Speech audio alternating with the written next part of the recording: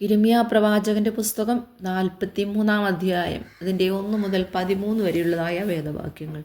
ഇരമ്യാവ് സകല ജനത്തോടും അവരുടെ ദൈവമായ യഹോവയെ അവരുടെ അടുക്കൽ അയച്ചു പറയിച്ച ഈ സകല വചനങ്ങളും അവരുടെ ദൈവമായ യഹോവയുടെ സകല വചനങ്ങളും തന്നെ പറഞ്ഞു തീർന്ന ശേഷം ഹോശയ്യാവിൻ്റെ മകനായ അസിരിയാവും കാരേഹിൻ്റെ മകനായ യോഹനാനും അഹങ്കാരികളായ പുരുഷന്മാരൊക്കെയും ഇരമ്യാവോട് നീ പോഷ്ക് പറയുന്നു, മിസ്രൈമിൽ ചെന്ന് പാർക്കേണ്ടതിന് അവിടെ പോകരുതെന്ന് പറവാൻ ഞങ്ങളുടെ ദൈവമായ യഹോവ നിന്നെ അയച്ചിട്ടില്ല.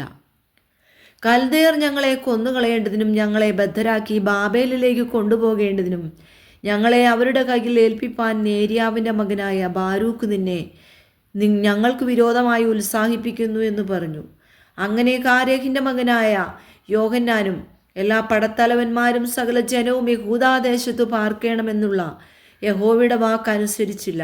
സകല ജാതികളുടെയും ഇടയിൽ ചിതറിപ്പോയിട്ട് യഹൂദാദേശത്തു പാർക്കേണ്ടതിന് മടങ്ങി വന്ന യഹൂദാശിഷ്ടതയൊക്കെയും പുരുഷന്മാരെയും സ്ത്രീകളെയും പൈതങ്ങളെയും രാജകുമാരികളെയും അകമ്പടി നായകനായ നെബൂസാറാദാൻ ഷാഫാന്റെ മകനായ അഹീക്കാമിൻ്റെ മകനായ ഗദല്യാവെ ഏൽപ്പിച്ചിരുന്ന എല്ലാവരെയും ഇരമ്യാ പ്രവാചകനെയും നേര്യാവിൻ്റെ മകനായ ബാരൂക്കിനെയും കാരേഹിൻ്റെ മകനായ യോഹന്നാൻ പുരുഷന്മാരെയും സ്ത്രീകളെയും പൈതങ്ങളെയും രാജകുമാരികളെയും അകമ്പടി നായകനായ നെബൂസറാദാൻ ഷാഫാന്റെ മകനായ അഹീക്കാമിൻ്റെ മകനായ ഗദല്യാവെ ഏൽപ്പിച്ചിരുന്ന എല്ലാവരെയും ഇരമ്യാ പ്രവാചകനെയും നേര്യാവിൻ്റെ മകനായ ബാരൂക്കിനെയും കാരേഹിൻ്റെ മകനായ യോഹന്നാനും എല്ലാ പടത്തലവന്മാരും കൂട്ടിക്കൊണ്ട് യഹോവയുടെ വാക്കനുസരിക്കാതെ മിസ്രൈം ദേശത്ത് ചെന്ന് തഹ്പനേസ് വരെ എത്തി. തഹ്പനേസിൽ വെച്ച് ഇരമ്യാവ് യഹോവയുടെ അരുളപ്പാടുണ്ടായതെന്തെന്നാൽ, നീ വലിയ കല്ലുകളെ എടുത്ത് യഹൂദാപുരുഷന്മാർ കാണുകെ തഹ്പനേസിൽ ഫറവോന്റെ അരമനയുടെ പടിക്കലുള്ള